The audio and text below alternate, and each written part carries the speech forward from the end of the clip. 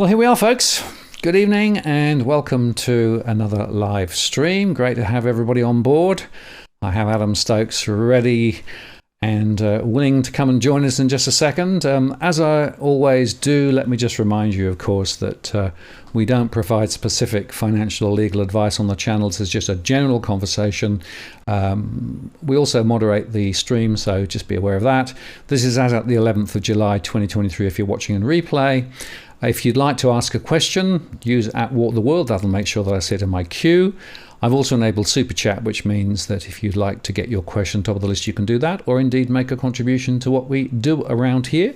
Always greatly appreciated, and always plenty of stuff going on in the chat. I do encourage you to make your opinions known, etc. But if you want to get a question asked, make sure they use that Walk the World. That makes sure I see it. And just for everybody who's new perhaps on the channel, Martin North from Digital Finance Analytics. I'm broadcasting from the UK at the moment. And interestingly, Adam, of course, is in Australia, near Canberra, and we think the connection's even better than it was when I was in Sydney, which is just plain stupid. Anyway, without further ado, I'm going to bring Adam in. Let me just do that to make quite sure that we do that. Right, okay, so if I do that and then that, Adam, you should be in. Martin, good to see you. How are you doing? Wonderful. And isn't it ironic that you're on the other side of the planet and our connection has never been so stable? Something is terribly wrong with the world. I always felt that Wollongong was a second-class place when it came to internet service, right? And I think I've proved it now, because I can tell you that pretty much all of the connections that I have with people across Australia are better this side of the world. It's really, really weird. I lived in Korea for a couple of years, and they have some, if not the best internet connection in the world. And when I have my Korean friends come here, they get so frustrated with the speed of our internet. But I try to explain we have less than half their population in 50 times the land mass.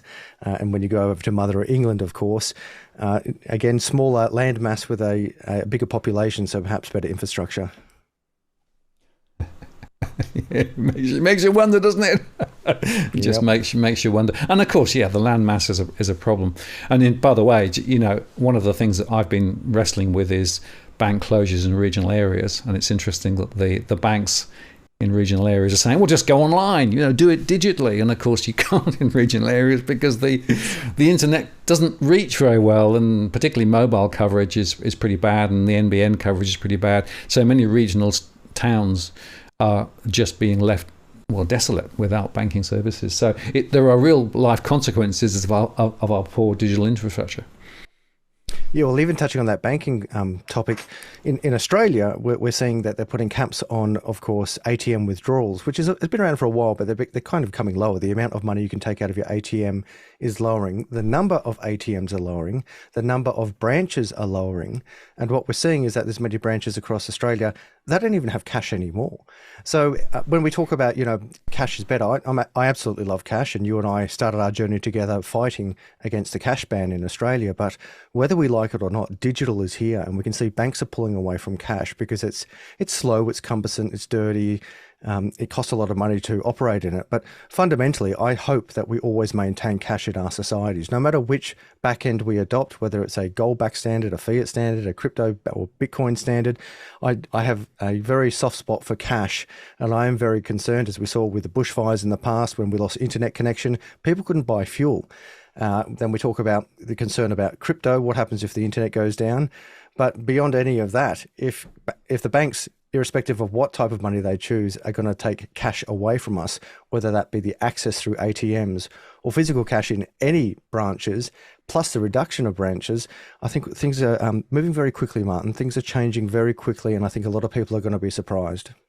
I agree. And I've been talking for some time about the criticality of cash, and interestingly, there's now a slight reaction. So, for example, in the UK, they're now putting into law the obligation to maintain cash and cash access, interestingly. There's a similar discussion going on in New Zealand, a bit of a discussion now in Australia, but much more diffuse at the moment.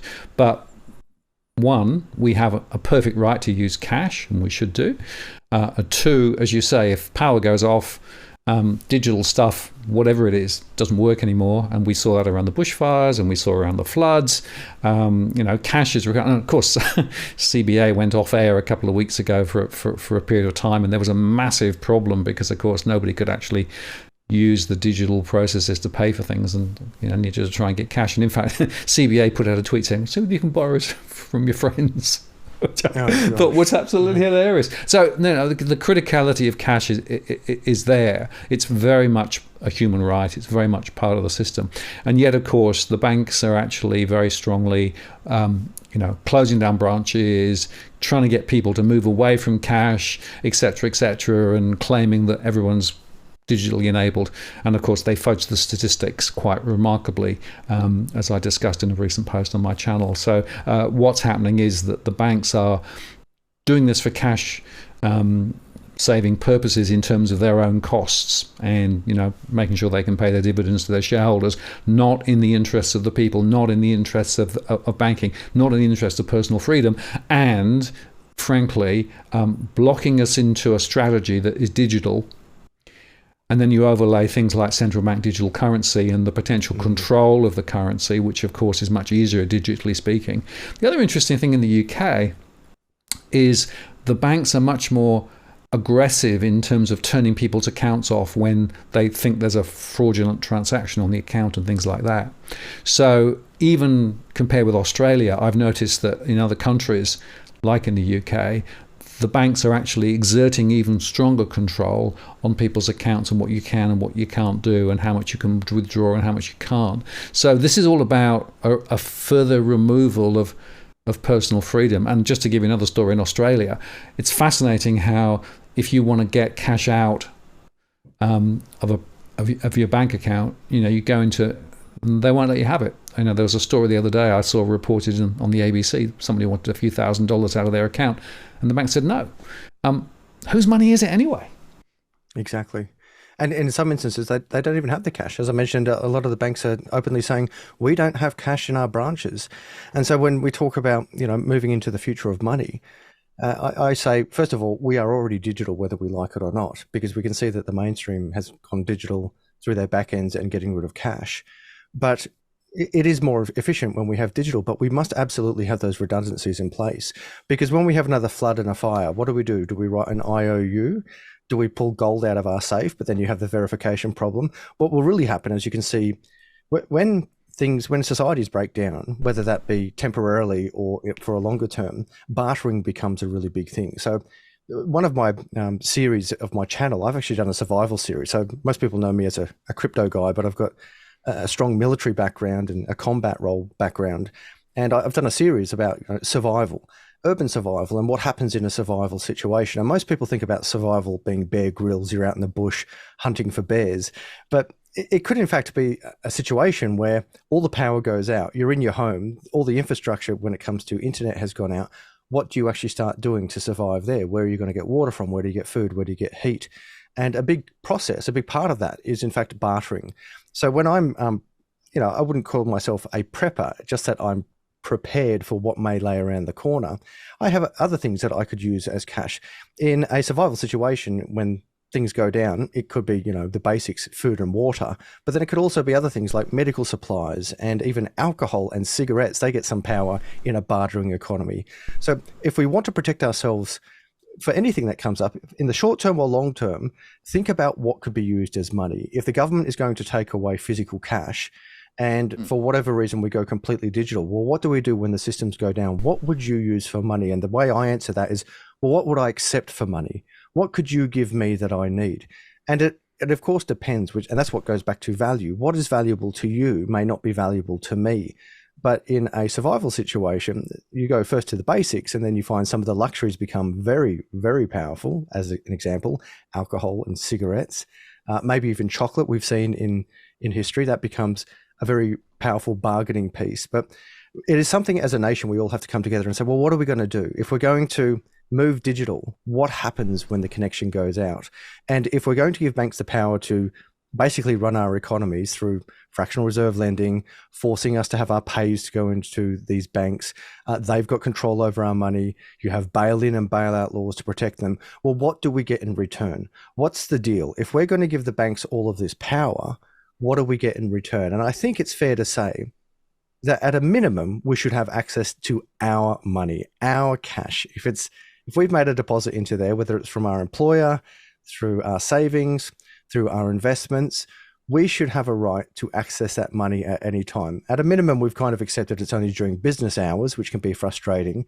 But certainly now that we're going through business hours and we can't access our money, I don't think that's a fair deal. I think it's arguably illegal and unconstitutional. And if we're not going to be supported in saying, hey, we want access to our money in our bank accounts, then I think we have a right to look for alternatives. If you look at that case in Lebanon just recently, and you're seeing it around the world, so we're not alone here in Australia where this is happening.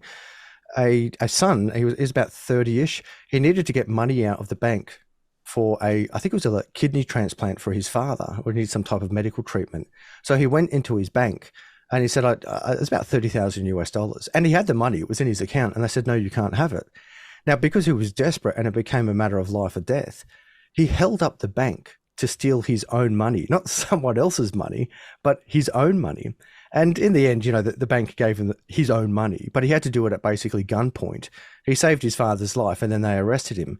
And it's a very good case study to say, well, what would you do if you were desperate? If your loved one was about to die and they needed the money that you had in your bank account and the bank said, no, you're not going to do it. What are the consequences for that? Are you going to allow your father, your son, your mother, your daughter to die because the bank won't give you the money? Or when you're desperate, do you take the law into your own hands? And you can see desperate people will do desperate things. And that's what concerns me in the future for our economy. I think it's very important. Thinking through some of those things is, I think, very, very, very critical for now. But it's just worth reflecting on a couple of things, of course. The first is that if you put money in the bank, so when you put deposits in the bank, what you're doing is actually giving an unsecured loan to the bank, right? So you don't actually have any automatic right to get your money back. And that's is something which... But most people don't know that, and their credits are debts and debts are credits. It's just such a scam. Well, exactly, because if you actually thought about it and thought about the risks of that, then one, you would demand a higher return on your deposits than you would currently get at the moment. And you can look at it. Interest rates have gone up dramatically, but the interest rates on deposits at the banks haven't gone anything like as much. And it's an issue in Australia, it's an issue in the UK and other places too.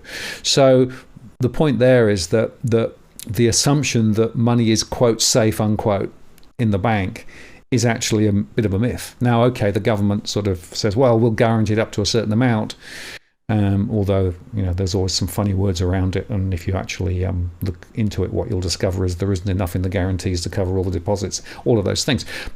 So the first point is, deposits are not actually as safe. But it's legitimate to say, but it's my money. Why can't I get it back? And of course, the banks then say, well, we don't hold that much cash because cash is expensive. Blah blah blah blah blah. Right? So we need to have notice, and we worry about people because they might be under coercion when they actually want to, perfect excuses. Yeah. And the other one, of course, is that if it's above 10,000, then they've got to tell the powers that be, because of course worries about anti-money laundering, all of those things. So there's been a very strong top-down view of reducing people's freedom, reducing their ability to do things. And okay, we managed to fight against the cash ban, which a few years ago was coming in and would restrict it. So that didn't happen. But nevertheless, freedoms have been curtailed left, right, and centre. Now the other point there is banks clip the ticket every time there's a transaction, right? So if you actually are paying for things in cash, the banks don't get anything. Right. So one of the other observations, in my view, is that one of the reasons why the banks are going the way they're going is they want to clip the ticket on everything. One, to capture the information around the transaction, and two, simply because if they clip the ticket, that means their profits are actually secured into the future. So there is an economic rationale and the business rationale that the banks are actually executing, which is actually very much against the rights of individuals and communities. And, as I said earlier on, regional areas in particular are being really badly hit with the removal of banking services. Postscript, they'll say, well, you can use Australia Post, but actually Australia Post only offer about 10 to 15% of the services that a typical bank branch operates. So what that means is that many things you can no longer do. And so there's a really big political question here. And the Senate inquiry into regional branch closures is starting to sort of touch on some of these broader issues. But the question is, how far will they go? How far can they go? But as an individual, it's worth thinking through the consequences and implications of this, because, if you end up in a digital future where everything is controlled and managed digitally and electronically, your own personal freedom is massively curtailed. Clipping the ticket is a really good example, or a good point that you raised there. So to the viewers out there, it's actually taking a cut of every transaction. I remember when I was doing my one of my business degrees, this is going back a while, we're looking at the model of iTunes, so Apple Music. So we're looking at all of these transactions where songs were being made all around the world by all of these different artists, and every time someone listened to it or bought the song, Apple got a commission. And we thought, wow, what an amazing business model, where all of these songs from all of these artists to all of these consumers all around the world, Apple gets a little cut, and they don't really do anything, they just host a transaction.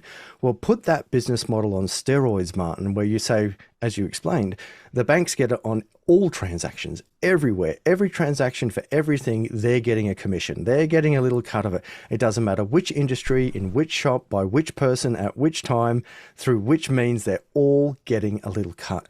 And what is really concerning to me, beyond that being unfair, and I would argue corrupt, is that governments also enable it through shop fronts. So as an example, if I want to go and pay my registration, shop fronts now don't accept cash.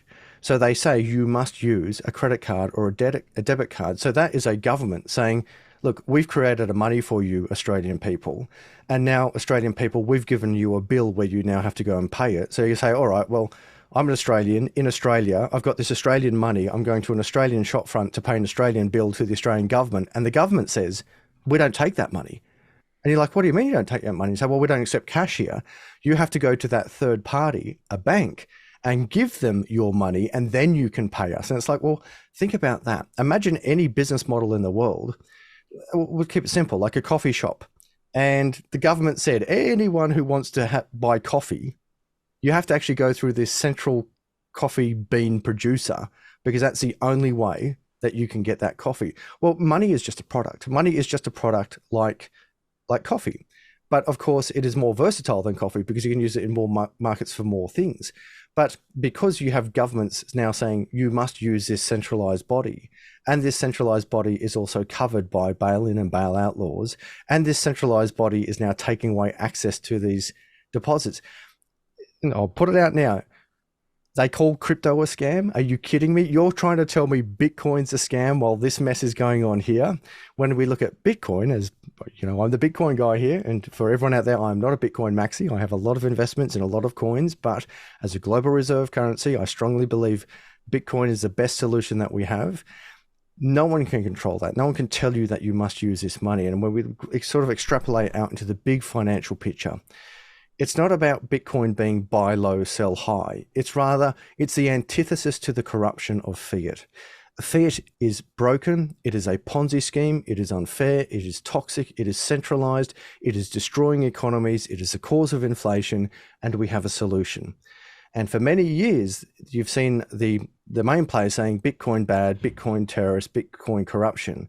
Well, now, my friend, you can see the tables are turning, where the big financial institutions, as I've been telling you for years, they've been buying this stuff up in the background. They're now putting out an ETF. You've got BlackRock coming into it, and you are seeing news articles coming out by the mainstream saying, oh, actually, Bitcoin's good. Bitcoin saves the environment. Bitcoin will save puppies. And it's like, hang on a second. It's great that you're coming around and promoting something that I and we strongly believe in, but what's going on here? And what's going on, in my opinion, is that they're buying this thing up. They have been buying up for a long time. They've been suppressing the price by telling you it's bad. And soon, in my opinion, and I'm putting it on camera, you're going to see this thing comfortably go to six figures again.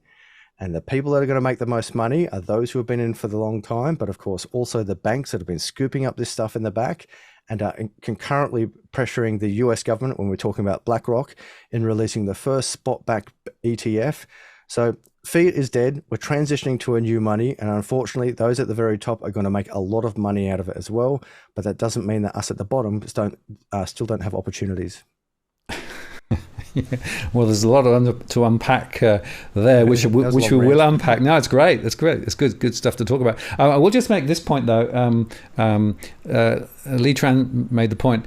Remind Adam we don't have a Bill of Rights in Australia, so they can do anything. And that's a very important point, right? In fact, the legal framework in Australia is much more fuzzy.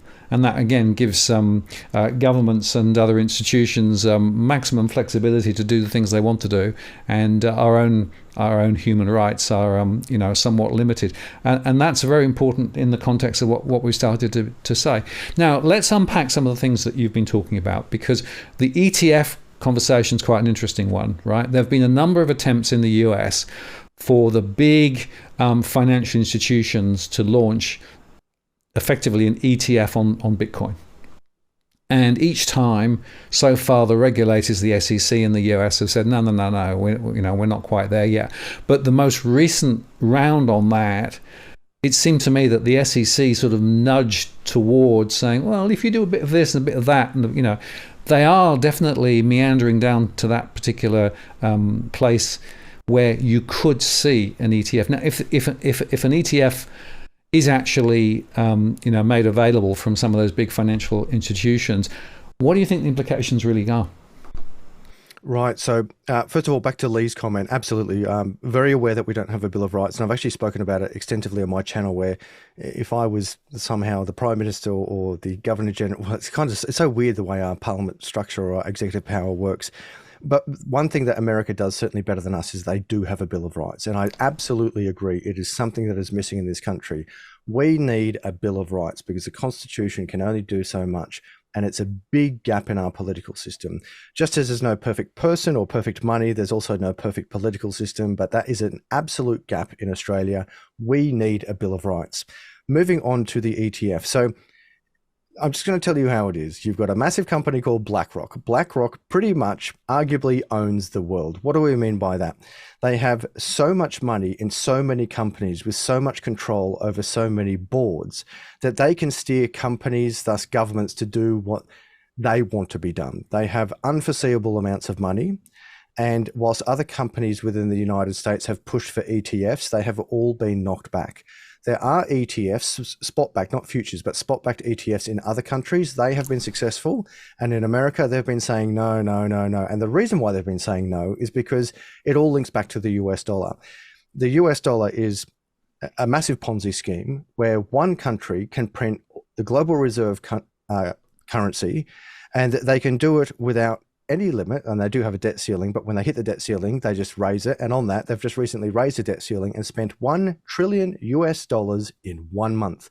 That's $1,000 million in 30 days in debt to spend on their economy that they have to pay back through more debt. So this Ponzi scheme, they just get more and more debt until it eventually collapses. Part of that financial system is all the financial companies and institutions that are deeply intertwined with that. So it's not just the US dollar, it's in fact all the institutions that are connected to it. Once you actually launch a Bitcoin spot-backed ETF, it actually competes with not only the US dollar, but primarily in the first instance, it competes with all of these financial institutions, these toxic intertwined institutions that are part of this massive Ponzi scheme. They've been fighting it for so long. They've been fighting it, and understandably, it's nothing against America. You can see I've got an American flag hanging behind me. I've served in America, served with the Americans, loved in America, lived in America, and have great respect for the country and the people. But if you're the global reserve currency, that is the country that can print it without limit, it's a drug. You get addicted to it. We need more money, print. We need more money, print. But it's coming at the cost of everyone else. When it comes to the ETF and moving into the next evolution of money, they've been fighting it for so long, and it's come to a point where it's like, you know what, we can't actually fight it anymore. We better start looking at it a little bit. And the big company that comes in, that is BlackRock, After all of these other American financial institutions were rejected, when BlackRock comes in with its power, with its reach, and says, we want to crack at this now, there is a lot of lobbying in government, and this isn't a conspiracy theory. Lobbying is perfectly legal. It's legalized coercing governments. It's legalized paying governments to do what you want done.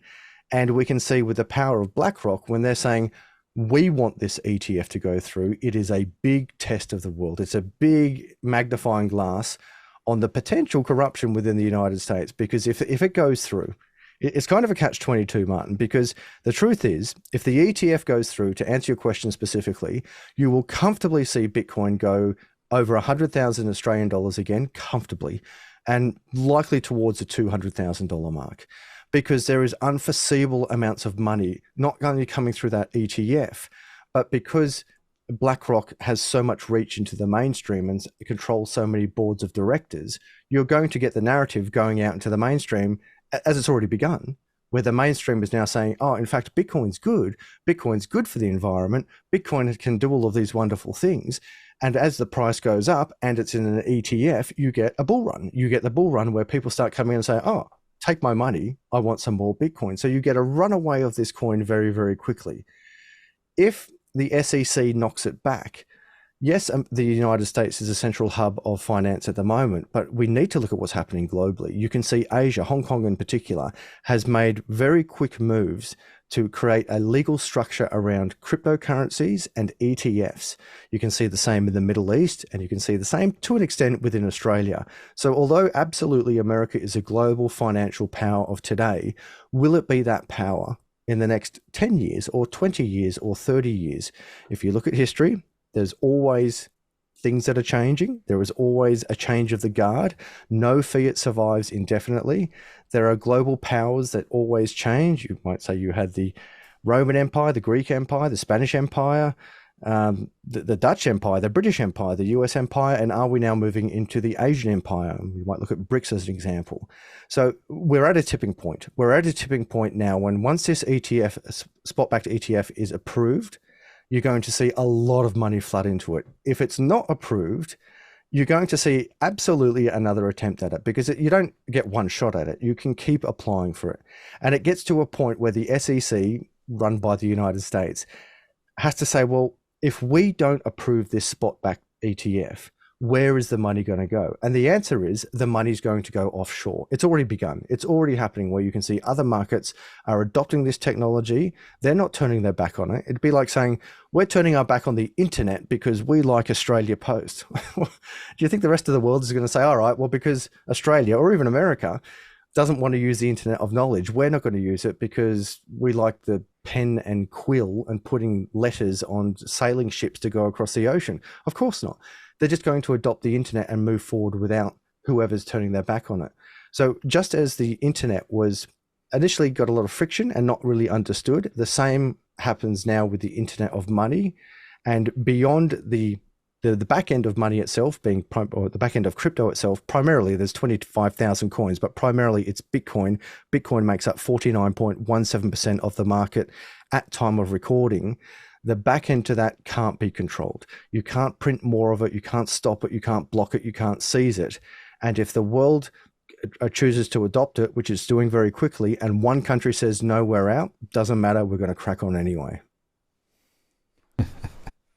Now, there was a very interesting point that you made, and it also came up in the chat, and it was this: BRICS are setting up their own central bank digital currency backed by physical gold, and this whole question about who's going to pull the levers into the future is actually, for me, one of the really critical discussions to understand. Obviously, as you say, the US dollar had been preeminent, petrodollar, etc., but it's now a much more interesting question about where things are going to go, and if BRICS, which is expanding its influence and reach, is able to knock the dollar off its perch, that changes a lot of things.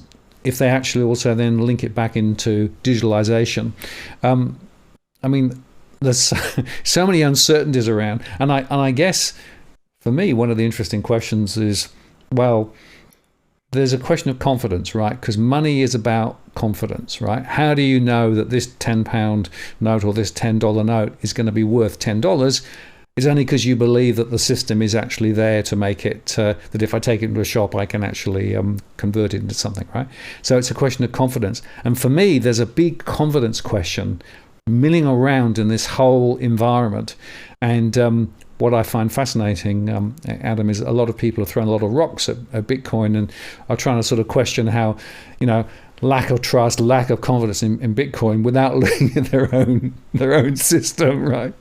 Which is completely messed up and is, being devalued dramatically. Look at the inflation, the value of money being deflated by that. That's because of all the money printing. Look at all of the shenanigans going on, as you mentioned, the US debt. So, I mean, there are some really big questions here, and I guess it does come back to, who are you going to trust ultimately? So we'll go into BRICS because it is really important. So BRICS is a new currency. We've got Brazil, Russia, India, China, and South Africa. But beyond that, there's actually 40 countries that we're looking at already that are signing up to it. So it's not just those 5 nations, and they're big economies. They're saying, so there's many parts to this, but the 2 main parts of this. First of all, it's saying, well, why do you get to print fake money to buy my real stuff? So I've got to go plow the fields, get fruit or vegetable or wheat or whatever, or dig into my ground and get oil. And I have to do all of this work and make all of this sacrifice. And then you get to just press print on a machine. You're not even pressing print. It's just digital funny money. And then you give me fake money for my real stuff. And then this fake money that you've just given me keeps going. Sure, I can use it on the global stage, but because you keep printing more and more and more of it, it keeps going down and down and down in value. So I'm working harder and harder and harder to give you, the United States, real stuff for your fake money. And we've been playing this game for the last 50-ish years. And now nations are saying, hang on, I've had enough. That's not fair. Why do I have to do real work for your fake money? And even Americans admit to this. I've got many I think my audience is over 50% American, and pretty much all of them agree. I've never had anyone say, no, we have a right to print this fake money, so you have to give us real stuff. They themselves go, yeah, this is kind of dodgy. This is kind of dodgy that we're printing fake money for real stuff.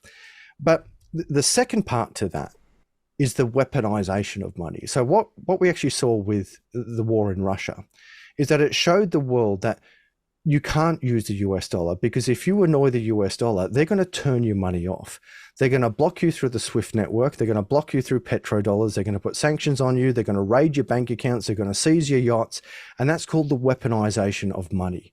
Now, money needs to be neutral, which Bitcoin is. It is completely neutral. It is blind, borderless, censorship resistance. But as we go to the United States, if you're a nation, if you're China, if you're Russia, if you're India, if you're any nation, and you're doing all of this work, the first one, as we just described, you work really hard to pull real stuff out of the ground in exchange for fake money. And at first it sort of worked because I could use this fake money to buy other real stuff.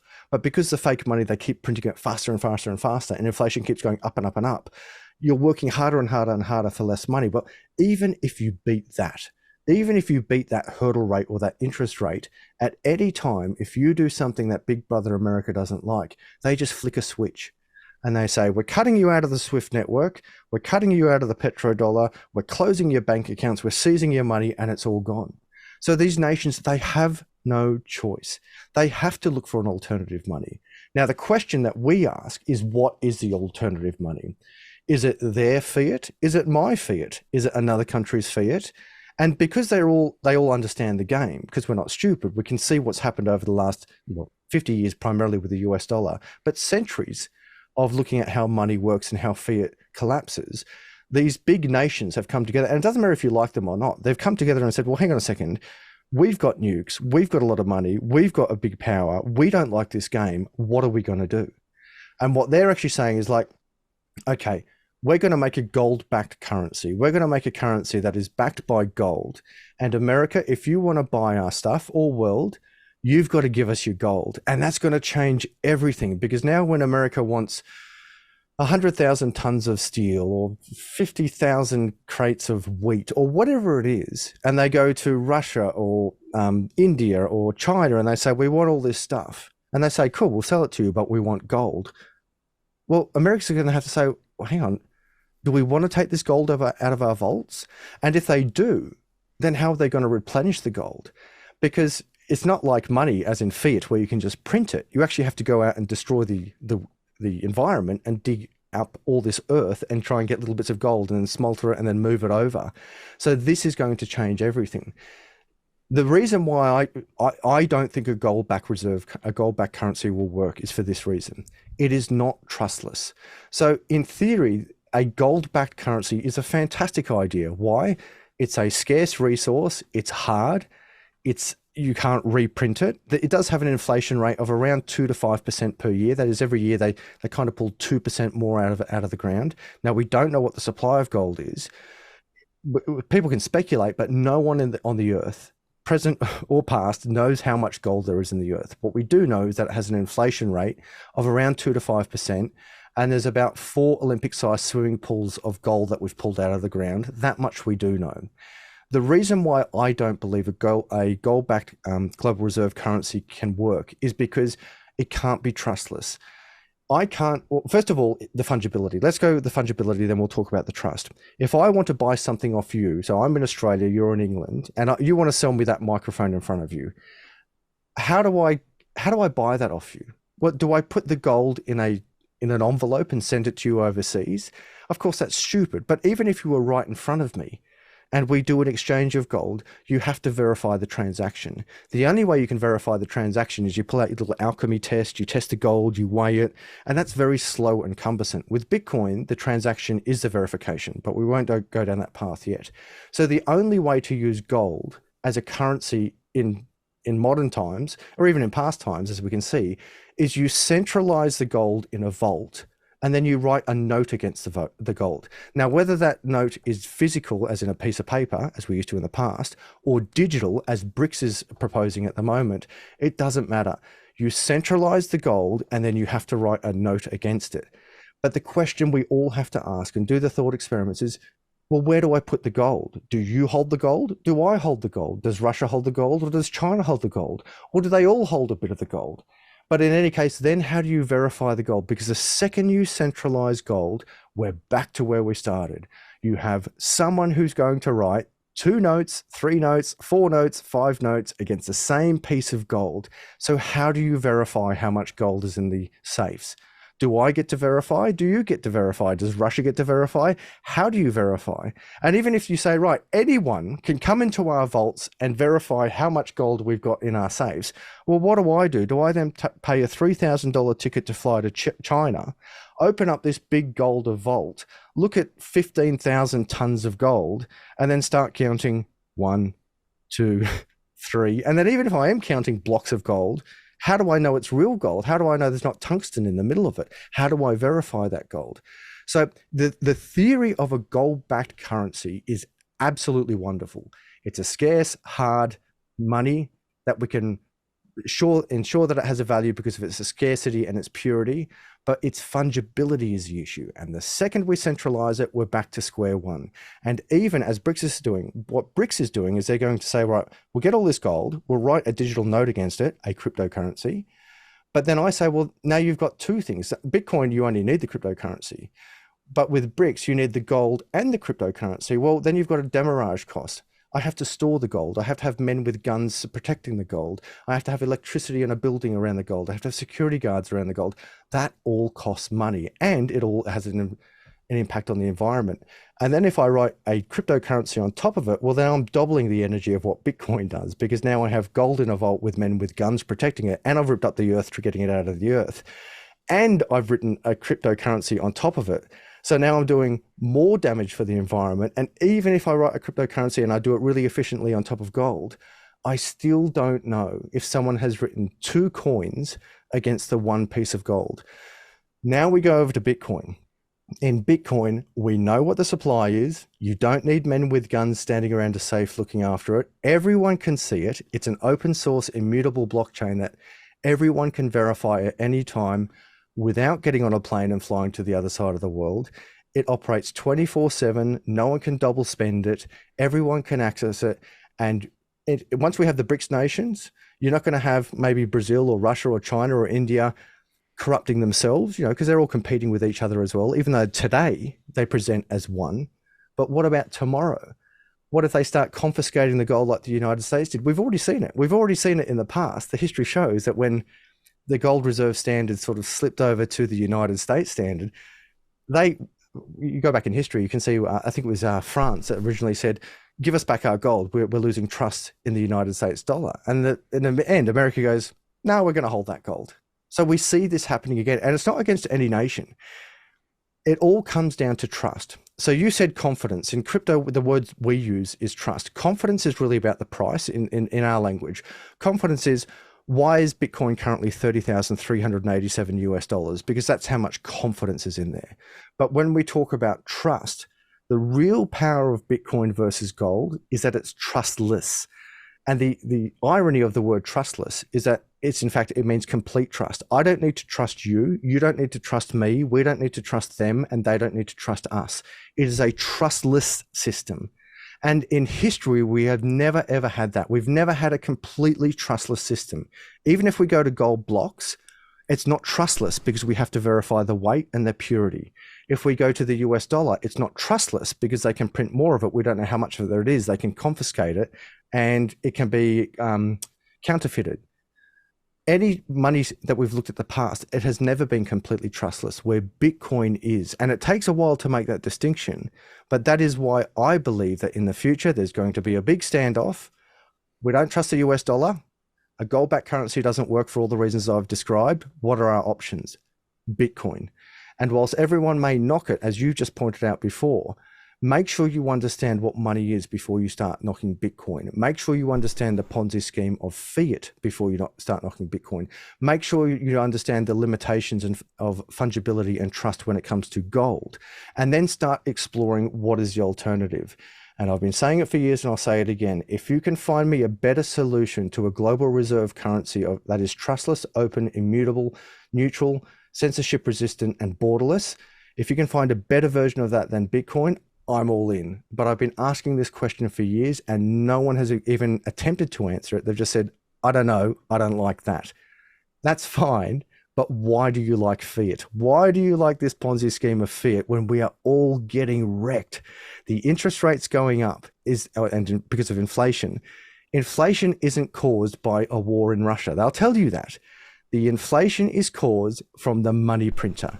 And when we call out the government and we say, hey, government, what's going on with the money? They go over to the RBA and they say, oh, it wasn't us. It was the RBA. And the RBA, they don't even really have to answer to anyone. They say, well, it wasn't us. It was the government. And because we're all financially illiterate, because we are not taught about money in school, and the reason why we're not taught about money in school is because if people knew this, there would be riots on the street the next day. Everyone just plays in this Ponzi scheme and goes, oh yeah, interest rates are going up because of Russia or Trump or something. But the reason why interest rates went up is because the government put it up. And the reason why the government put it up is because they printed too much money. And the reason why they printed too much money is because they could, because it is a drug. You can only get so much money out of the people with the visible tax of tax itself. But once you've pushed that to the limit, you smash your populations with the invisible tax of inflation. Inflation is the brutal and invisible tax that is destroying all of us, because governments, and it's not left or right, it is completely bipartisan. Both governments are addicted to this, as in the left or the right or the center. If you have the ability to print unlimited money without consequence, you will. And I can prove it because they are. So what is the solution? The solution is a hard, scarce, immutable, neutral, open source, borderless money that is controlled by no one, but accessible to everyone. Well, I certainly agree with you with regards to the cause of inflation. I've made a few shows recently about the amount of money printing that went on and the massive amount of liquidity that flooded the markets, of course. And of course, the government ponied up too, particularly through COVID. So they threw yet more money into the system, right? And it actually appears to be costless almost to the government, except not to ordinary people. But that created inflation. So I agree with you on that. And I always think it's really important to come back to, it's not like the financial system we've currently got is fit for purpose and works really well, and everything's good, and it's all open and transparent, and everybody's got a fair and reasonable share. I mean, that's not where we are, right? So it's bust, and it's bust because of the market forces that are in there, the greed, and the fact that governments can do it and basically then say, well, it's nothing to do with us, it's the central banks. And that sort of false dichotomy between central banks and, objective independent. If you look carefully, right, the central bank sits down with Treasury very often in Australia and, in other places too around the world. So it's fascinating to see the narrative versus reality. So in the UK, for example, where the Bank of England printed huge amounts of money, there was a House of Lords report done a couple of years ago that said this was more about dealing with the political and economic issues in the country than it was actually dealing with anything else, right? So even politicians are saying the banking system is not fit for purpose, right? And it's fascinating to me that central banks keep saying, well, we need to put interest rates up higher to be able to actually crush inflation, and it's down to the the energy shock and the war in Ukraine, etc. But nobody wants to come back to that supply issue, which is they created way more. So I mean, that for me is a definitive stake in the ground, which means that you've got to question whether in fact there's any sense in which this could actually continue. If it does continue, they're just going to print more. And frankly, what's going to happen is the economy is probably going into a recession. Then the government will throw more money at it. They'll print more stuff. They'll probably do a TFF Mark II and give more money to the banks, and we'll go around the traps again. So there are no checks and balances. There's no alternative narrative to actually take us to an alternative future other than more the same. So we need a different approach. And I've always believed, Adam, that you've got to understand what the key objectives of all of this is, right? The key objectives of the way the system has worked for the last 20, 30, 40, 50 years is to maximize the wealth in big corporations, maximize the wealth in a small proportion of the people who hold a lot of the wealth, and everybody else are basically on the old the wheel. They're running faster and faster and faster to be able to pay the bills, to be able to actually work, to be able to pay the bills, to work to pay the bills.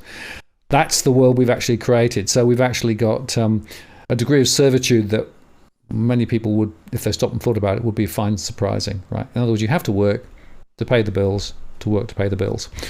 That's where we are. So anything that offers an alternative narrative into the future is definitely worth, in my mind, considering. But I think there's a different political lens you have to apply to it, and I've always argued that there is a political thing going on here as well as an economic thing. Other question for you though, and it came up in a bit. A number of people said, well, XRP can do all of this, so why is it not XRP? Why Bitcoin? So can we just tease out XRP, what it is, and Bitcoin, what it is, and what are the differences, and what are the similarities between them? Because there are many flavors of crypto as well as Bitcoin, aren't there? Yeah, so there's currently over 25,000 cryptocurrencies. I have a lot of XRP. I have a lot of Bitcoin as well. There's not one money, and for the record, I don't think there should be one money. We even discussed at the beginning of this, we have a digital money that is very efficient, that works when the internet is working, and then we have a physical money or a bartering system when it's not working or we choose to use that. Just as there's not one car, it's like saying, what's better, a car or a truck? And it's like, well, it depends what you want to do. It's not better or worse. It depends what the task at hand is. When it comes to XRP versus Bitcoin, I absolutely think there's a place for XRP in the global financial system, because in a perfect world, because we'll go back to a step, the theory of a gold-backed currency is a really good theory, but in practice, for reasons I outlined, it doesn't work. It doesn't work because you've got to centralize it, write a note against it. There's going to be a double spend and so forth. When it comes to Bitcoin, I talk about Bitcoin about being the global reserve currency. It is finite in the sense that there's 21 million. You can't print more. I can't print more. Satoshi Nakamoto, the writer of the Bitcoin paper, he does have one, or they have 1 million Bitcoins that have never moved since the time that Bitcoin was created. Now, you might say, well, hang on, they've got a huge stake in it. Yes, when there was only 2 million Bitcoins mined, they had 50% of the Bitcoins out there. But you've now got 19.5 million, a bit more than 19.5 million of the 21 million Bitcoins mined. So they've got around 5%, a bit less than 5% of the total supply locked up, not doing anything. When we go to XRP, XRP has a different function.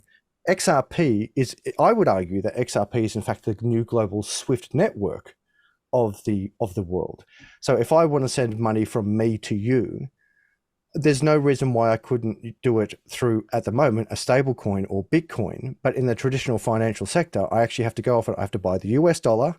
I have to give it to a bank. Well, actually, I go to the bank gets a US dollar. They go through what's technically a messaging system, which is called the SWIFT network.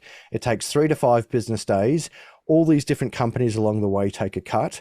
It's a very slow process. They can block your money, seize your money, take as much time as they want, and then 2 weeks later, after everyone's pillaged that money and created an exchange rate that they like, you don't get to choose exchange rate, you eventually get your payment over in England. That's the SWIFT network. That's what we have at the moment. Centralized through a central network, and you must use the US dollar because that's how it goes through the SWIFT network. Same with the petrodollar. When we look at XRP, XRP is a very good, well, Ripple is the company and XRP is the token. It is a very good technology, and it's why I have invested in this technology and have a big bag of it. It's different to a global reserve currency. XRP, in my opinion, shouldn't and can't be the global reserve currency because it is less decentralized than Bitcoin. That is, you have a board of directors of Ripple. It is a new and improved version of a financial messaging system of the SWIFT network. It's got massive liquidity pools. It's got good technology. But unlike Bitcoin, it does have a board of directors. It does have people centralized running it. Now, the XRP army, and this is where we have a bit of a banter, they say, no, it's completely decentralized. No, it's not. Proof of stake versus proof of work is for another argument. But everyone's come out. 25,000 coins have come out, right? So there's all these different coins that have come out and said, we're a bit of Bitcoin. No, we're a bit of Bitcoin. And I'm saying, after 13 years of testing it, the market dominance is, as I said, 49, looking at the numbers right now, it's 49.21% of all the money in crypto is with Bitcoin. XRP has a much smaller portion of the market, but XRP has a different function than Bitcoin.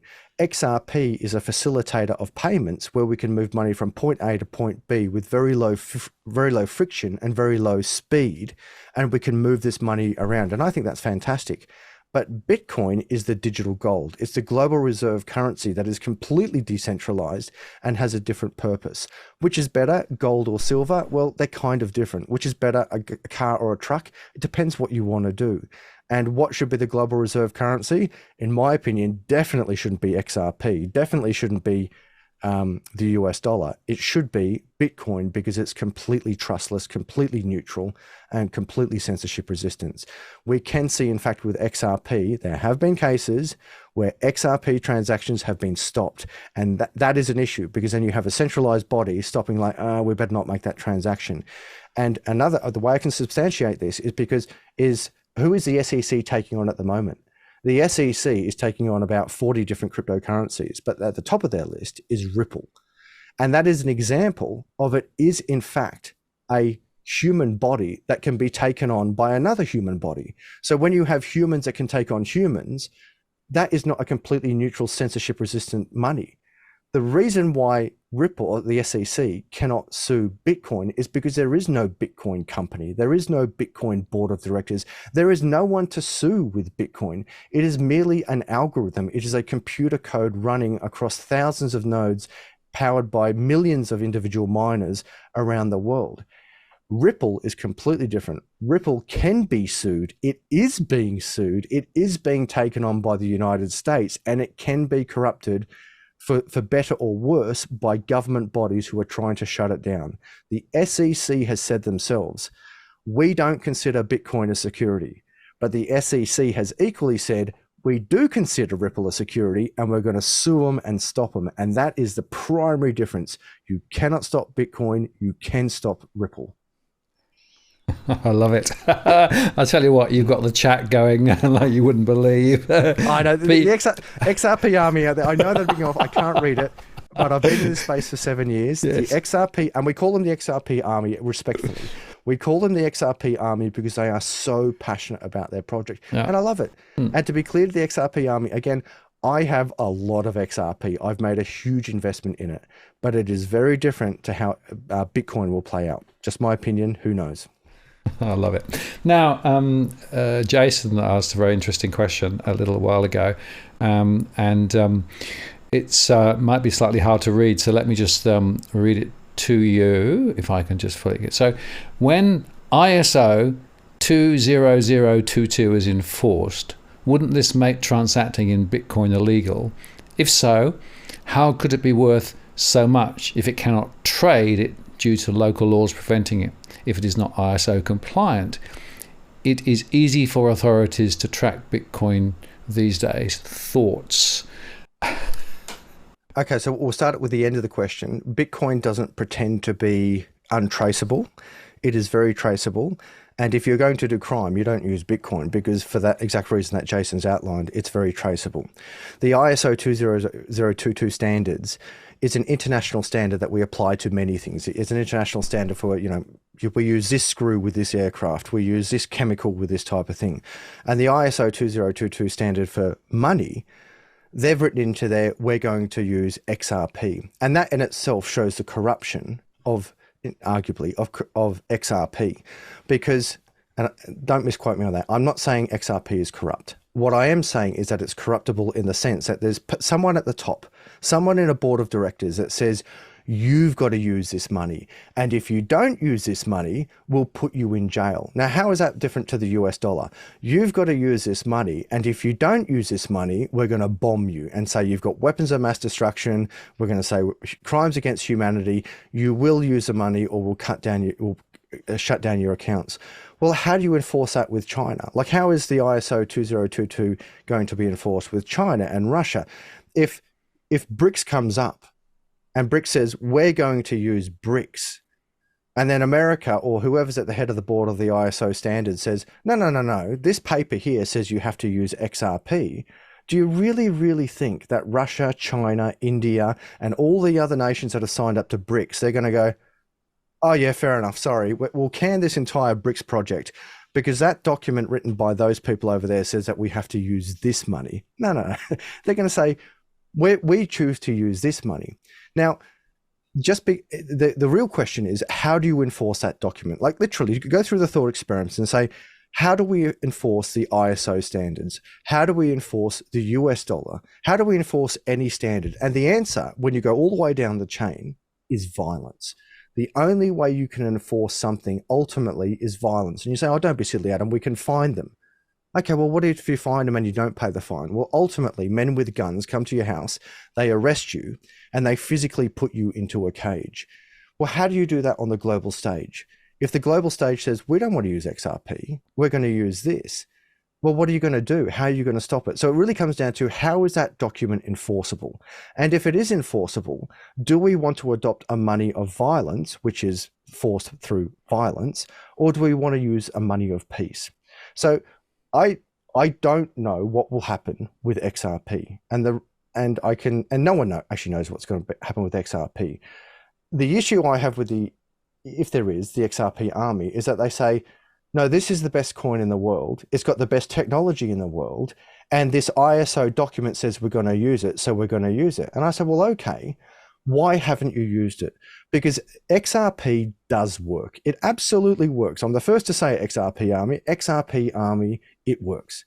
So why aren't they using it? Why aren't the banks using it? Why isn't it in play now? Why is it being sued by the SEC?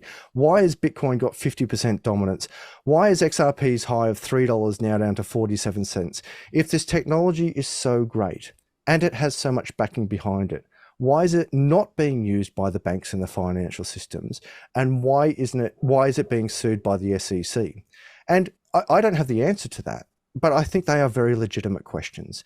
Then we go a step further and say, well, if we've got all of these other coins and all of these banks have all of this money, I've done a documentary on XRP, and I present more questions than answers. If you're the banking sector and you have all the money in the world and you can print money through fractional reserve lending and say it wasn't us, it was them, and you can get bail-ins and bail-out laws, why would I use your technology when I could use my technology? And the answer I get from the army is, our technology is superior. Well, okay, it's a computer code. All of it is a code. You can fork codes, you can copy it, you can paste it. Why are they going to use yours and not theirs? Now, that's not to say they won't use it. Like, when governments buy trucks, they don't go and buy their own, they don't make their own trucks. They go and use someone else's technology. So I completely agree with that. But as we move through the crypto timeline, XRP has been out for ages. And it hasn't been adopted by financial institutions. It has gone down in price, and it is being sued by the SEC. It is completely different to Bitcoin. I don't know if it will succeed. So as an investor, I don't let my ego get in the way. As an investor, I say, well, it could work. So here's $50,000 XRP. Let's see what happens. If it goes, I want XRP to succeed. Why? Because if it does, I'm going to make millions. But if it doesn't succeed, I understand. As an investor and a trader, I've spread my risk, and I wouldn't suggest on any coin you go all in. But if you were going to go all in on any one coin, I personally wouldn't go into with XRP, but I know and understand why a lot of people do. That's just not me. Very good. Thank you for that. And is the chat going off? Yeah. Now there's a massive. It's very hard to follow it all, but that's okay. Now there's another interesting question that's been bubbling around in the chat, and I wouldn't be quite interested in this. The SH2 algorithm. So Cookie Monster says it was NASA made, and then Cookie Monster. NSA. Yeah, NSA. Sorry, and then ask him about the SH2 algorithm. Now, I don't know what an SH2A algorithm is, so what is it? Is it important? I know, and hi Cookie Monster, good to see you. So Cookie Monster comes over to my channel from your channel and gives me endless crap about XRP, but I really like this guy because, Cookie Monster, a shout out to you. I often refer to this guy or girl, I don't know who you are, Cookie Monster, or a monster, because they come forth into my channel and they really always debate me respectfully about XRP, and I enjoy that. So thank you, Cookie Monster. To answer the question simply, I don't know what the SHA-2 is. I know what the SHA-256 algorithm is. The SHA-256 algorithm is the algorithm that mines on Bitcoin. And some people have said that the CIA or the NSA made Bitcoin as a scam to crash economies and bring money. There's lots of reasons why they say they did it. And I say, well, that's a great theory, but show me the proof. Oh, no, it happened. Well, what do you mean it happened? So the United States government's secret agencies went out and invented Bitcoin secretly and released it into the market to go and capture your money and then do something with it. Look, these are all theories, and I can't deny that theory, but I go the other way and say, well, show me the proof. How do you know that these secret government agencies made Bitcoin that now nations and companies and banks are buying as a scam, whilst they've been concurrently releasing media releases of Bitcoin bad, Bitcoin criminal, Bitcoin terrorism? It's, in my opinion, it's a pretty far out theory, but it's a theory that I can't substantiate or deny. But equally, I think those who make the allegation, they can't substantiate it or deny it. Very good. Yeah.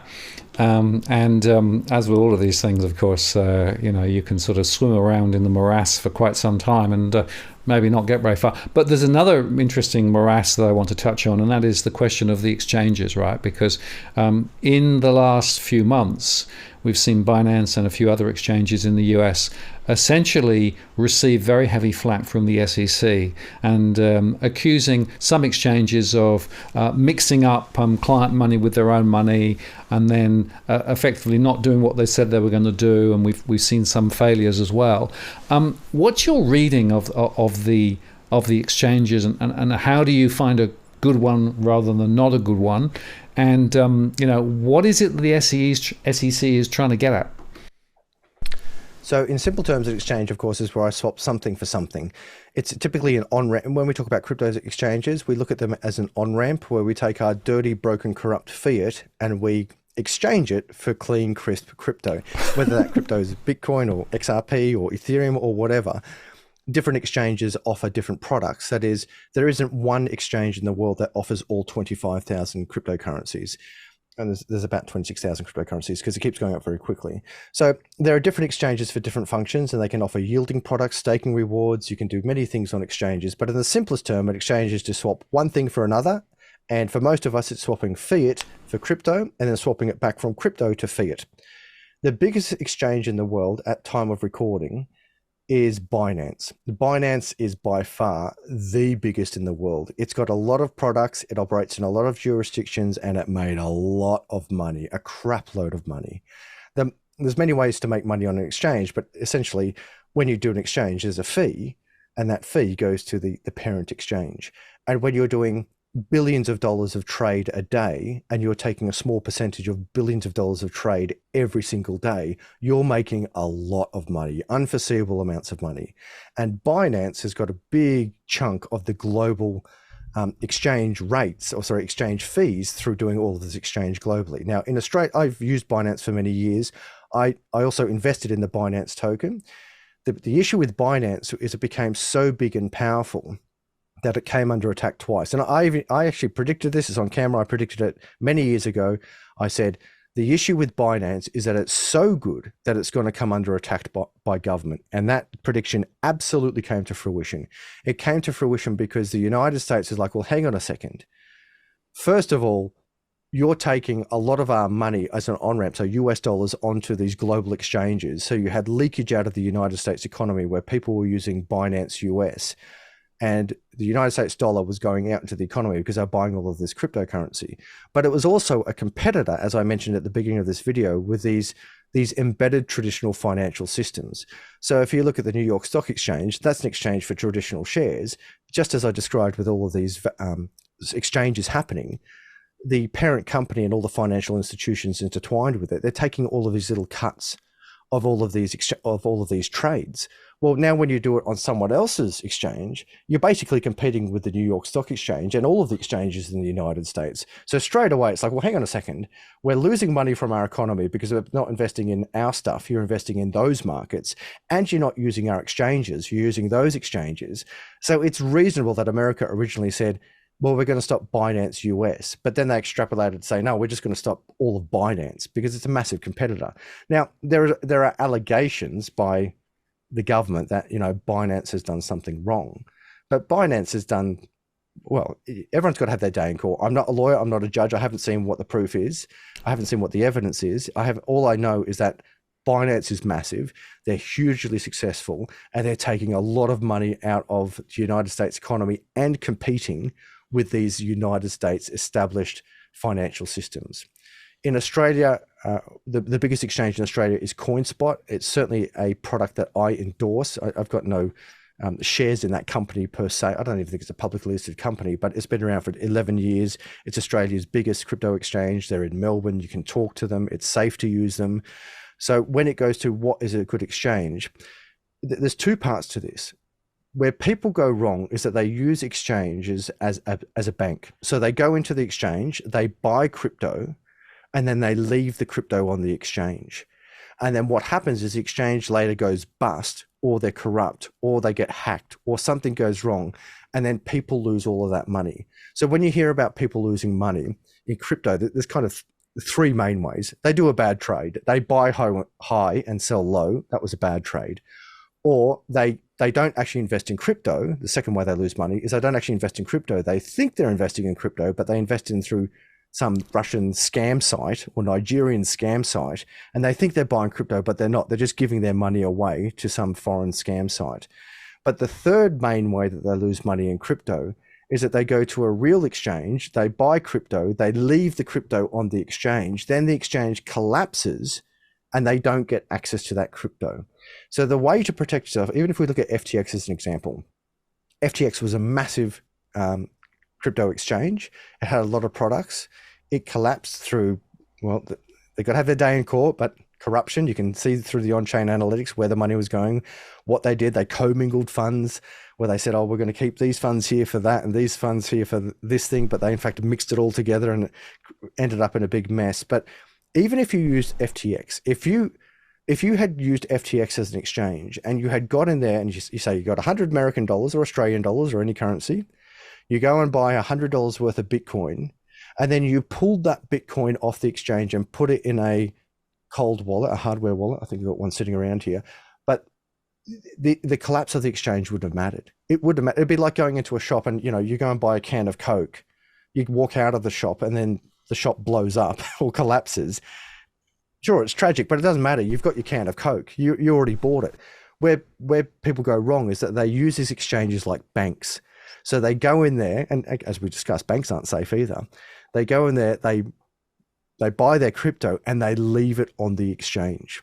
So that's a long way to answer the big question of what makes a good exchange? Well, one that's been around for a while and has been audited and is transparent. Why is America going after certain exchanges? Because they're competing with their exchanges. For example, Coinbase is the United States' biggest exchange.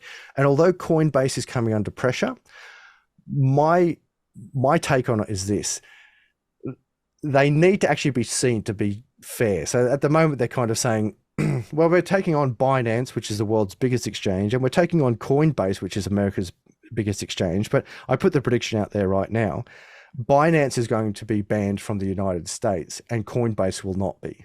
Why? Because Coinbase is American, and America, understandably, I've got no issue with this, they want to keep their money in their country and they want to make sure that all of those billions of dollars in transaction fees are kept in the United States. And we can see that even with BlackRock, with their ETF. BlackRock has said that they're going to use Coinbase as their exchange, as the body that will actually buy and hold the crypto itself. They can't do it with Binance because Binance is offshore. So when we look at also what's happening around the world with other exchanges, a lot of exchanges are being created. We'll talk about decentralized exchanges, which is for another topic. There's a lot to this, but there's a lot of competitions with exchanges at the moment. And for you as a consumer, you have to be very careful, because if you're not actually with a good exchange, you have two main risks. One, it's not actually an exchange. You think you're buying Bitcoin, you think you're buying Ethereum, you think you're buying XRP, but you're not. The second risk is that you are actually buying it, but the exchange collapses. So the best way to do it, in my opinion, is you go with a certified exchange, a long-standing exchange, and don't leave your crypto on the exchange. Get in there, buy your crypto, take it off, put it in your cold storage wallet, and then no one can touch it. And if the exchange collapses or gets sued, it doesn't affect you. It doesn't affect you because you've got your crypto in your cold storage. Cold storage sounds like a good thing. Now, there was a follow-up question which came in while you were talking. So Commonwealth and in fact Westpac too have put delays and limits on transfers to exchanges and currency controls. What's your perspective there? Is that to protect individuals, or is it actually to give them an on-ramp later into doing digital stuff themselves? Yeah, great question, and I'm glad it was raised. So to our international viewers, Commonwealth Bank of Australia is the biggest bank in Australia, and they recently released these notices to their users that for the protection of the customer, for the protection of you and I, Martin, they're going to actually slow down these transactions. So there's two sides to it, and when I say slow down the transaction, if I want to take my fiat and put it onto a crypto exchange, there's two main things they did. First of all, they slow it down so it can't happen instantly. And second of all, they put a limit on it. So they say, right, you can only put $1,000 on a day. I'm making up the numbers now. You can put $1,000 on it a day, and it's going to take up to 3 business days for it to clear through. As opposed to in the past, you could put whatever you want into these exchanges instantly. So on one hand, it does make sense because, as I described, of the 3-way people lose money in crypto, 1, they make a bad trade, they buy high and sell low, that's bad. 2, they go to a scam site. And the third one, of course, is that they have their money on exchange and the exchange collapses. But the second one we're going to talk about, we've had massive loss from this country where we've taken billions of dollars of our money and we think we're investing it into crypto, but we're investing it into these fake sites. It looks like a real exchange, and the person on the phone with the accent told you it was a real exchange, and you think that you're buying this magic crypto thing that everyone's talking about and Adam's ranting about. So you go to this uncertified, dodgy exchange and you send money to it, and then they disappear and you lose all of your money. You then ring up the bank in tears and say, I've lost all my money, can you help me? And the bank has a big expense of and they won't get it back. But if it's done on a credit card, you can get sort of refunds on credit cards, but that's for a video in itself.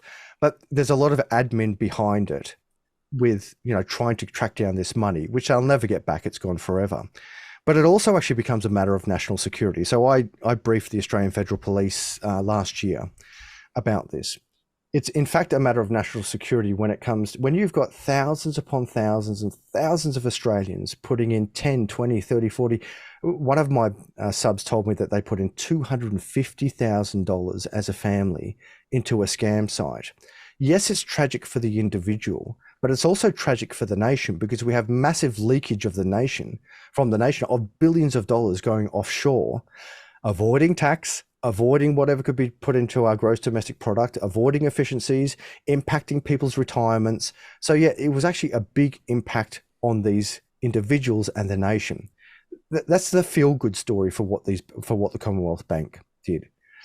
The other side to this argument is that they're saying, well, hang on a second, as I've described, these crypto markets, they're competing with our markets. They're creating with CommSec, which is the Commonwealth Bank's on-ramp, if you will, to the Australian Stock Exchange and to other global exchanges, where you use the Commonwealth Bank's CommSec to give them your money to do these trades on traditional financial markets. And those markets, it's like a $500 minimum buy, it's like a $15 fee to get in and get out. It only operates during business hours. It's very slow and cumbersome. Whereas with crypto markets, I can do 1 cent at 3 o'clock in the morning instantly without any friction at all.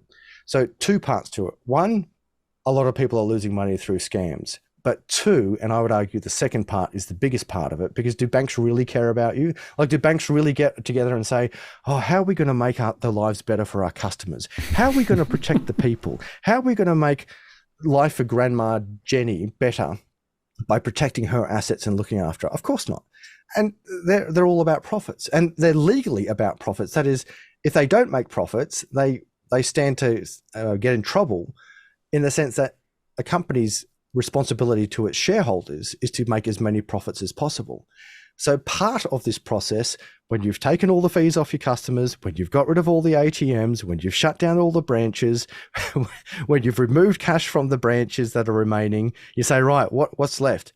We've got competitors. Who are the competitors? Crypto. All right, let's stop the payment to the crypto platforms. This actually goes back to Lee's comment in the beginning of the video. This is where we actually need a Bill of Rights. So I've made a video in response to Commonwealth Bank. It's like, who the hell are you to tell me what I can do with my money? Because if you really cared about me losing my money, why is it, Martin, that I can go to a casino at 3 a.m. on a Tuesday morning where they're serving alcohol? I can pull money out of an ATM there, and I can blow all of my money at the casino. I can put $1,000, $2,000, $10,000 a night at the casino every night and blow all my money. Well, the banks aren't stopping that. The banks don't care about that. I can go to the Melbourne Cup, I can go to the Dogs, I can go to the racetrack, I can do whatever I want on these established financial markets within Australia, but I can't do it in crypto. And that's the issue I have.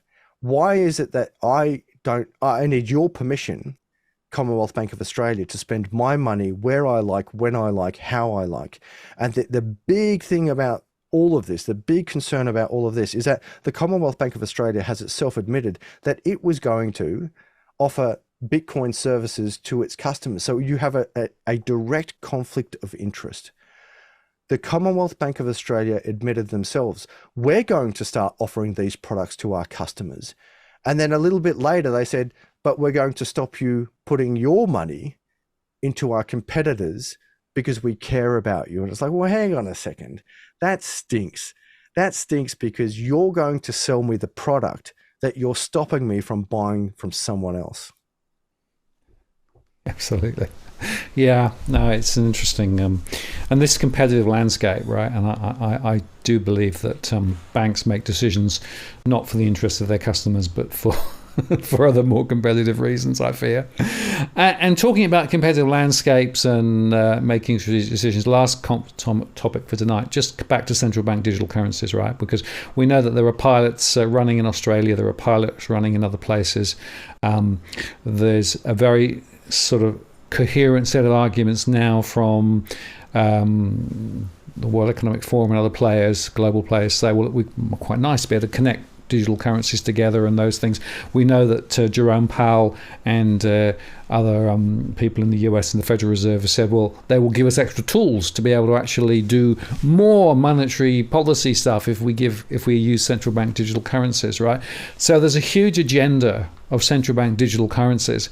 And you and I argued about this before, insofar that this is actually almost an alternative route to the future. And then they, of course, white ant Bitcoin and other currencies and say, well, you can't trust them, but you can trust this. So come off your long run and give us the central bank digital currency story. Sure. So first of all, we'll build it up. We know that fiat is a scam, but they want to make it a more efficient scam. We know that we're going to a digital currency. So in the first instance, we already use digital, and we can all accept that. And even SEC Chair Gensler has said that. Why do I need another crypto? Why do I need another digital currency when I already have the US dollar? And all governments are following suit. So we understand that digital is the way to go. We then go on to cryptocurrencies. Cryptocurrencies are the way to use digital money. Then we take it a step further. Governments have said, well, hang on a second, we could use a CBDC, which takes the best and worst of both worlds. It takes the best of fiat for them, but the worst for us, because they can print of it as much as they want. They take the best of crypto for them because it's more efficient than printing presses and the systems that they have in place, but the worst for us, because if it's centralized, they can actually control it. So a CBDC is fiat tyranny. That's essentially what a CBDC is. You take fiat in its current form and you put it on roids. You say, right, we can print of as much of this as we want, as fast as we want. We can block it, seize it, we can expire it. So that's a big one I don't think we touched on before. I pay you $1,000 for all the week's work, and they say, if you don't spend this money by next week, it's going to vanish.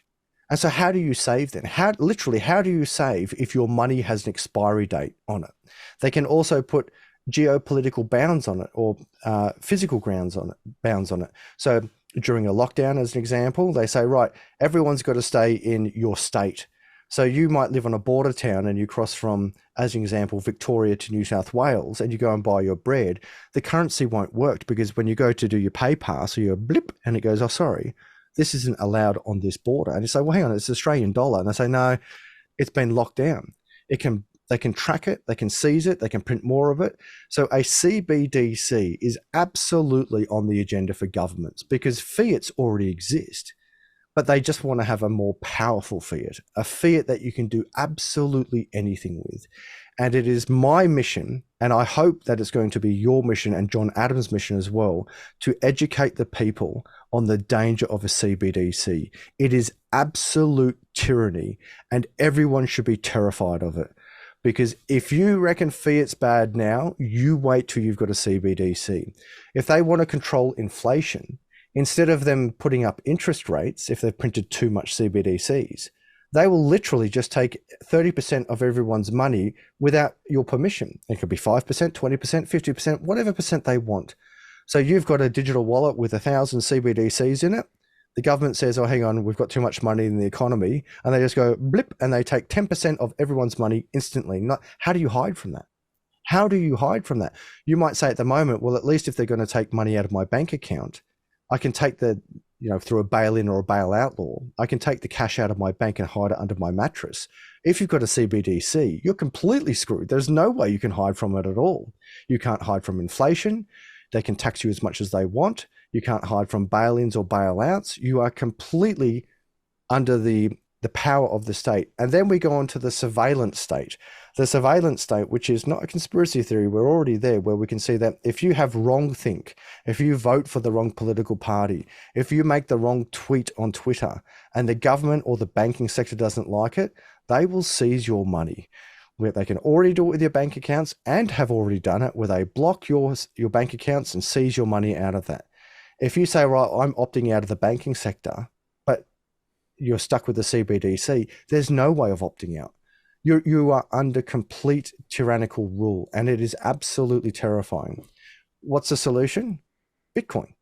You can't block, stop, seize, print, inflate or deflate my money in Bitcoin. It's mine. I own it. I control it. You can't do anything. Even if you want to come into my house, kick down the door and hold a gun to my head and say, give me your Bitcoin.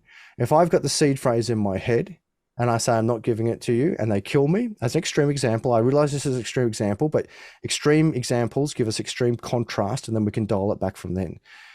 If you do that in that situation, the Bitcoin is gone. If I've stored the Bitcoin in cold storage and I have the seed phrase in my head, you can't steal that money. You can steal it if it's gold. You can steal it if it's cash. You can steal it if it's a CBDC. And that's the power of Bitcoin, is that it's non-seizable. You can't seize it. And that is why initially government's like, man, we don't like the idea of that. But money was never a function of government. We, in our modern era, we believe that money is a function of government. It's not. That is not a function of government. But for whatever reason, we've allowed it to creep in to say, oh yeah, money is a function of government. That's where the money comes from. No, it doesn't. For some reason, we've accepted this. And in fact, even the government says it. Even the government says, oh, we didn't print the money. It was them. It was the RBA. They printed the money. The Fed printed the money. But of course, we know that's a big scam, because if I printed money, I would go to jail. But if the RBA prints money, or the banks through fractional reserve lending, well, that's okay. So it's a cop-out when the government says, we don't print the money. Of course you print the money. You enable the people to print the money who give it to you for free so you can buy all of your stuff. And that is how money has become a function of government. It shouldn't be. Money is in fact a language, a store of value, a medium of exchange, a unit of account, a proof of work, a proof of time, a proof of energy by us, all of us, including individuals within the government. Where it all falls to pieces is where we have a centralized, corrupt, unaccountable body, whoever they may be, left, right, banks, I don't know who's in charge, BlackRock, the institutions, I don't know who's in charge. What I do know, that is when you have one person, one entity, one group who can print, block, seize, do whatever they want with all the money in the world, we are not in a free society. It's worse than communism, because at least in communism, they say we're communist. But when we have this crony capitalism, this nepotism, this fake democracy, no one knows where they stand. We think we've got free speech. We think we've got control over our money. We think we're living in a democratic society. And then we do something and then bang, our banks are shut down. We're cancelled and we're locked up. It's very scary times. And the foundation to all of it is money. Whether we like it or not, all of it is money. And so the way to undo the corruption, you can put in all of these laws, you can say, oh, I'm going to do all of this, I'm going to have all of these inquiries, I'm going to have all of these government agencies, all of which cost money, or you can get right to the core of it and say, how do we protect everyone? And the answer is, we need a neutral money. And the only neutral money we have in the world is Bitcoin. Great way to end the show, Adams. No, that's good. Thank you very much. And look, I always enjoy chatting with you because your strong, potent opinions always get a lot of reaction in the chat. It's hilarious to watch. But there are some really, really critical points here about democracy and about who's in control and about how much flexibility and freedom we have and how much that freedom is being eroded.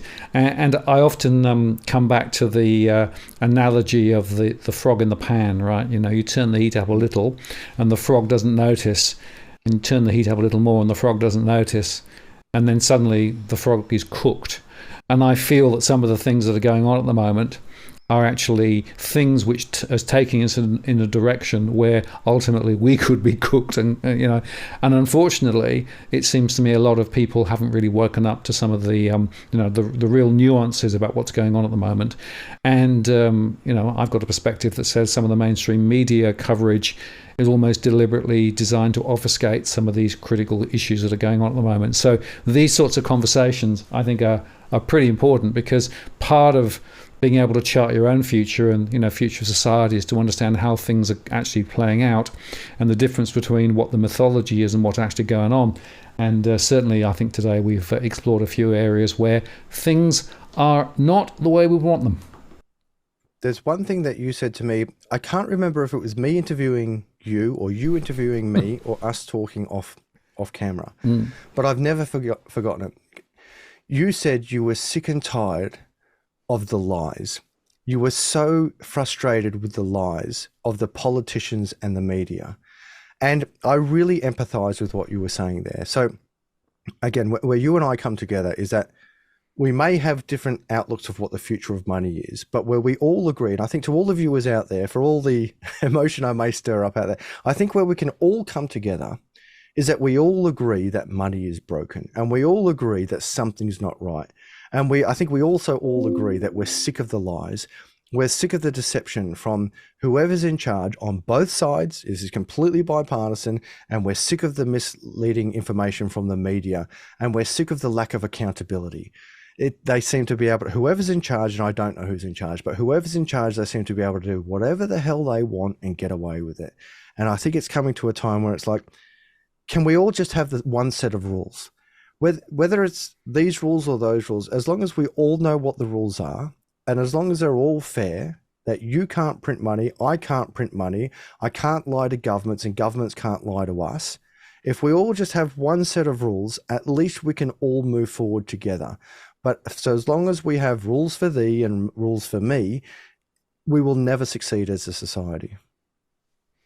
Absolutely. And it goes back actually to a very fundamental question, which is, well, what's society for in the first place?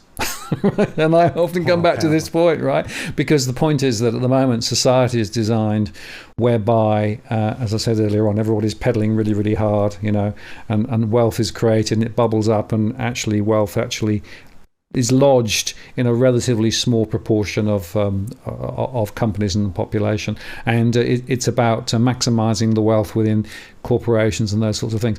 We've lost the plot, in my view, because actually I want to turn it on its head and say, no. Society is about people, businesses, what's going on locally, and the rest of that superstructure should be an infrastructure that supports it rather than actually the end product of the processes.